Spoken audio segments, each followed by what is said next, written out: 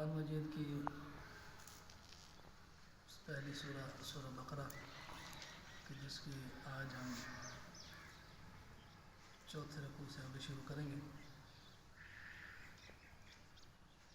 پہلے خلاصتاً ارشاد رب العزت جو اس سورہ میں ہو رہا تھا، متقیوں پرہیزگاروں کی علامات بیان کی۔ اس کے بعد اس دنیا، زمین، آسمان، چرند پرند، ان سب کی پیدائش، ان سب کے بننے کا طریقہ وہ ذکر فرمایا۔ اور آج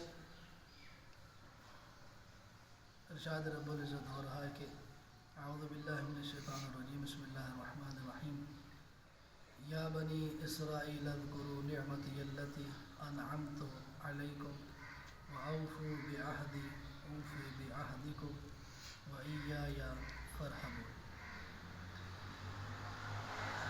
مخاطب ہے خداوند متعال کی ذات قوم بنی اسرائیل سے کہ یاد کرو میری نعمات کو جس سے میں نے تمہیں نوازا ہے، اور میرے عہد کو پورا کرو، میں تمہارے وعدوں کو پورا کروں گا، اور تم لوگ صرف مجھ ہی سے ڈرتے رہو۔ عموماً قرآن کے جو مخاطبین قرآن جن سے خطاب کر رہا ہوتا ہے،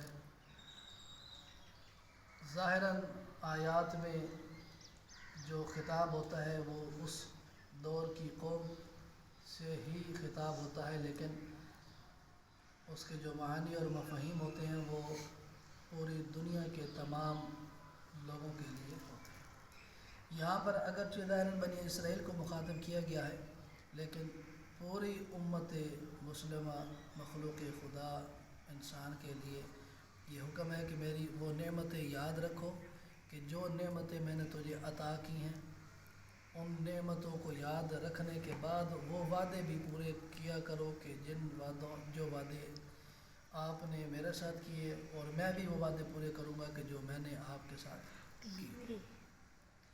پھر فرمایا وَآمِنُوا بِمَا أَنزَلْتُ مُصَدِّقًا لِمَا مَعَكُمْ وَلَا تَكُونُوا أَوَّلَ كَافِرٍ بِهِ وَلَا تَشْتَرُوا بِآيَاتِي ثَمَنًا قَلِيلًا وَإِيَّايَ فَاتَّقُونِ۔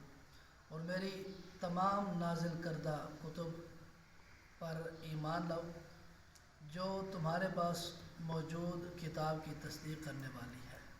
پیچھے جو کہ جتنی بھی کتب گزری ہیں، انجیل، توریت، زبور، وہ ساری کی ساری اپنے اپنے طریقوں سے یہ بتلاتی رہی ہیں کہ ہمارے بعد ایک نبی مرسل نے آنا ہے کہ جو اس سلسلہ نبوت اور رسالت کا اختتام ہوگا، اور وہ قرآن مجید جیسی کتاب لے کر تشریف لائیں گے۔ پھر فرمایا اور سب سے پہلے تم ہی اس کے منکر مت بنو، اور میری آیات کو تھوڑی قیمت پر فروخت نہ کرو، اور صرف میرے غضب سے بچنے کی فکر کرو۔ چونکہ جس وقت یہ شہرت ہوئی اور گزشتہ کتب نے یہ بتلایا کہ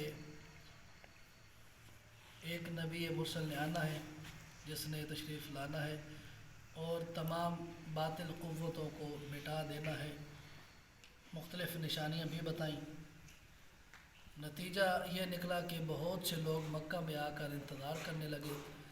اب جب انتظار کرنے لگے تو جس وقت رسالت مآب نے بتایا کہ میں نبی ہوں، میں رسول ہوں، اللہ کی طرف سے بھیجا گیا بندہ ہوں، اس وقت اکثریت نے انکار کیا کہ جو انتظار میں بیٹھے تھے وہ انکار کرتے ہوئے نظر آئے۔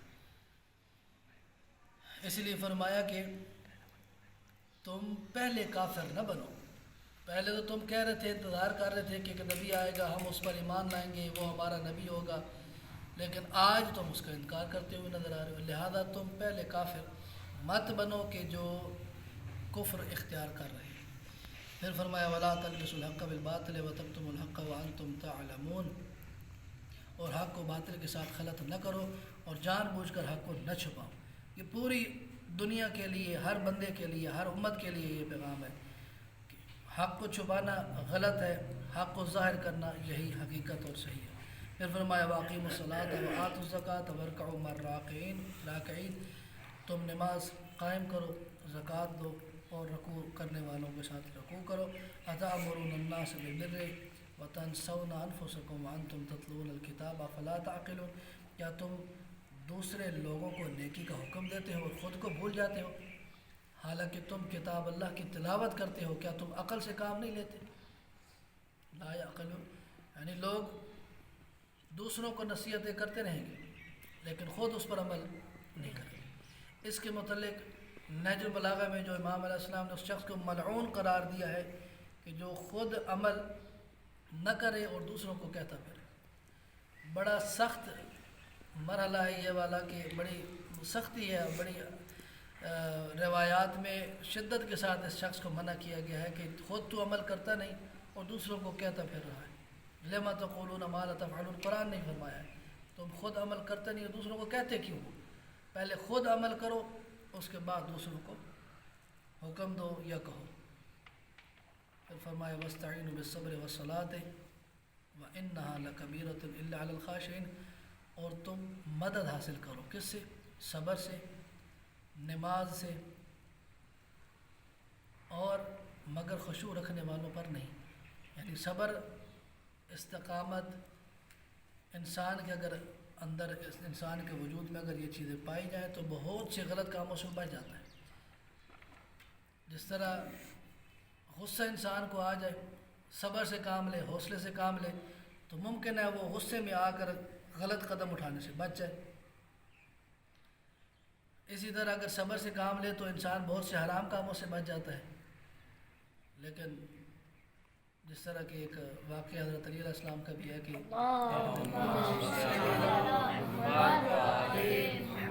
تھوڑا سا ملتا جلتا ہے، ذہن میں آ گیا کہ ایک دن سنا ہوا آپ لوگوں نے بھی، ایک دن جا رہے تھے تو قصاب نے کہا کہ گوشت خرید لیں، آج گوشت گھر میں بنائیں۔ تو امام علیہ السلام نے کہا کہ میرے پاس پیسے نہیں، تو وہ کہتا ہے کوئی بات نہیں، آپ ادھار کر لیں پھر دے دیجیے کہ جب آ جائے پیسے۔ تو امام نے فرمایا کہ میں جو تجھ سے ادھار کروں اس سے بہتر نہیں ہے کہ میں اپنے پیٹ سے ہی ادھار کر لوں، اسے اس دن کھلا لوں جس دن میرے پاس پیسے ہوں۔ تو اب اگر یہاں پر صبر نہ ہوتا، ادھار لے لیتے، ادھار سے گوشت خرید لیتے، کھا لیتے، لیکن انہوں نے کیا کیا؟ کہا کہ میں صبر کرتا ہوں، میں جس دن پیسے ہوں گے اس دن خرید کے گوشت کھا لوں گا، ضروری تو نہیں کہ میں ادھار سے ہی گوشت کھاؤں۔ اسی طرح ہماری روزمرہ کی زندگی میں بھی کئی ایسی مثالیں مل جاتی ہیں۔ پھر فرمایا الذین یظنون انہم ملاقو ربہم وانہم الیہ راجعون، جنہیں اس بات کا خیال رہتا ہے کہ انہیں اپنے رب سے ملنا ہے اور اسی کی طرف لوٹ کر جانا ہے، وہ ان تمام چیزوں کا خیال کرتے ہیں۔ وہ اپنے ہر قدم پر یہ سوچتے ہیں کہ خدا نخواستہ کہیں خدا کی نافرمانی نہ ہو جائے اور کل آخرت میں جا کر میں نے اس رحمان اللہ کو جواب بھی دینا ہے۔ جس کا عقیدہ قیامت پر، حساب و کتاب، میزان، حشر، قبر پر ہے، وہ ان چیزوں کا خصوصی طور پر خیال کرتا ہے۔ ہاں جس کا عقیدہ نہیں ہے، جیسے جس کے ذہن میں یہ ہے کہ میں نے مر جانا ہے اور یہی گل سڑ جانا ہے، اس کے بعد کا کوئی مرحلہ نہیں ہے، وہ پھر یہ کرتا پھرے۔ لیکن جو عقیدہ رکھتا ہے وہ کبھی بھی ان چیزوں کی خلاف ورزی نہیں کرے گا۔ صدق اللہ العلی العظیم۔ السلام علیکم ورحمۃ اللہ۔